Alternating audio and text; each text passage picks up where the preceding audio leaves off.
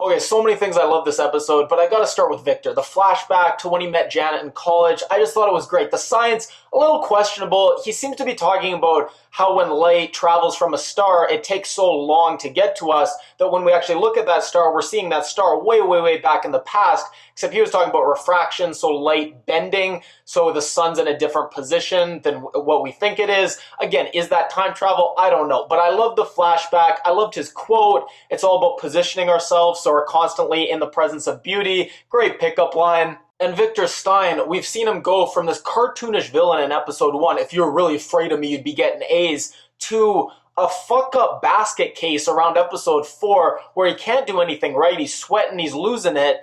And then you see him getting very sweet and bonding with Chase, and it's this great dynamic. And then here, he goes through this whole arc where we get these flashbacks. He's holding Chase as a baby and saying this is the only thing that matters. And then they cut right to him, not just beating Chase, but being a dick about it too. Say it again. And then we see him with the strange niceness all episode, saying his professor wearing the same pants the entire semester. Well, that's a sign of an uncluttered mind. He's holding up the cheese to the light, saying, does this have processed sugar? Because that's the devil's fuel.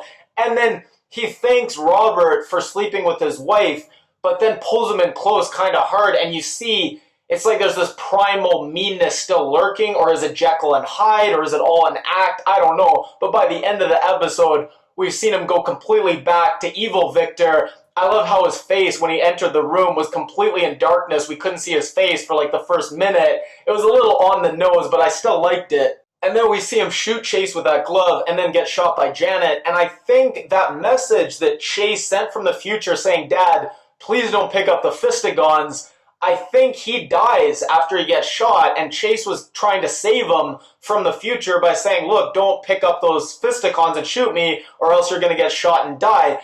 I kind of hope he's still alive, but also I feel like his character arc, it was so good. We got so much out of him. I'd be fine with him dying.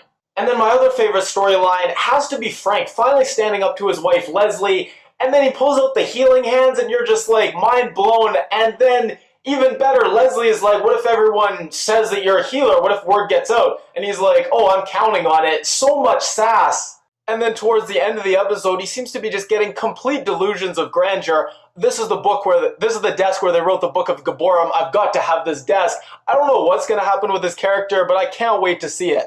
And the Yorks are back to their adorable selves. Papa York, he's tripping, and he goes on this little soliloquy about how much he loves Stacey York, her auburn curls, her scratchy voice. And she's like, you're tripping. And he's like, tripping on love. And then Jeffrey Wilder comes, and he's like, oh, Jeffrey, I love that big, adorable, bald guy. And by the way, I kind of agree. Jeffrey was great in this episode as well when Jeffrey's mom, only one I forget name, I think it's Catherine, she's like, oh, what about Nico? And he's like, oh, he's got a little thing for her. She's like, how do you know that? And he's like, oh, father always knows.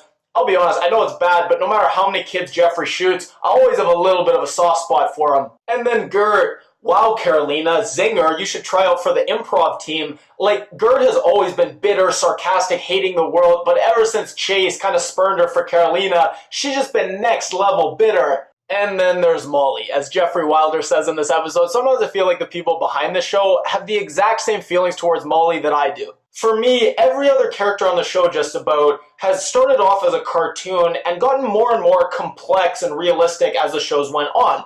Molly's gone the opposite way. It's like she started fairly normal, but every episode she's just gotten more and more ridiculous. This episode, she gets in a fight and is like, oh, this is how it's going to be, I don't need you guys, walks away, and then she's watching the cheerleaders with this big goofy smile on her face. She looks unhinged. She asks if she can join, and they're like, aren't you that girl that menstruated during your routine? And she's like, yeah, all about that blood life. What does that even mean? But they finally did something interesting with their storyline. It seems like the Yorks, because they think she knows something, they're going to try to ship her off somewhere far away to someone who may or not be a real relative. I don't think they probably are. And Gert, surprisingly, is not really sticking up for her and is like, yeah, you've got to go for the good of the group. I'm not sure, but I'm super interested to know where that goes next episode. And then Leslie, she's always great. She's brilliant in this episode as the manipulative leader, trying to keep everyone together. Her interaction with Tina, Nico's mom, I thought it was great when she's like, you got to see the forest for the trees. And Nico's mom, Tina, is like, you're saying my husband screwing Janet Stein is a tree? I don't know what it was about this episode, but the dialogue was just great. And you hadn't heard the name Janet Stein, I think, once this entire season, and this episode you just kept hearing it over and over, Janet Stein, Janet Stein. It was quite humorous. And then Robert, the only thing worse than being in love with Janet Stein is being in love with Janet Stein and she doesn't love you back. He was tragic this episode when everyone's at the assembly and he's at the back, like skulking around with his tail between his legs. God, tough episode for him for sure. And then the only thing I guess I didn't like about this episode was they kept bringing up the password thing, where last episode Alex guessed Nico's mom's password and pretended it was just a password, and like if you know Nico's mom, it probably wasn't password. They just brought it up like 3 times this episode, and I don't think they ever really resolved anything, so I wish they just didn't bring this up. Like, we didn't need that reminder. They could have just brought it up next episode, and most people would probably remember. But I'll be honest, this hasn't always been my favorite show, especially early on, first 3 episodes, but right now, we're 7 episodes in, I couldn't be more excited for the rest of the season. The show is hilarious, I'm laughing all the time, but it can also flip the switch and get super dark and super intense. All the characters, I find them likable, I care about what happens to them, but it's completely unpredictable. I have no idea which direction the show's gonna go. I don't know who's good, who's evil, which way's up, which way's down. So I'm very excited for the rest of the season, can't wait for next episode. If you liked my review, apologies for the enthusiasm. Please give it a thumbs up. If you haven't already, you can click my face at the end of the video to subscribe. If you leave a comment, let me know what you thought about the episode, any other TV shows you'd like me to review, or any other feedback on my reviews in general. Leave a comment and I'll definitely read it and reply.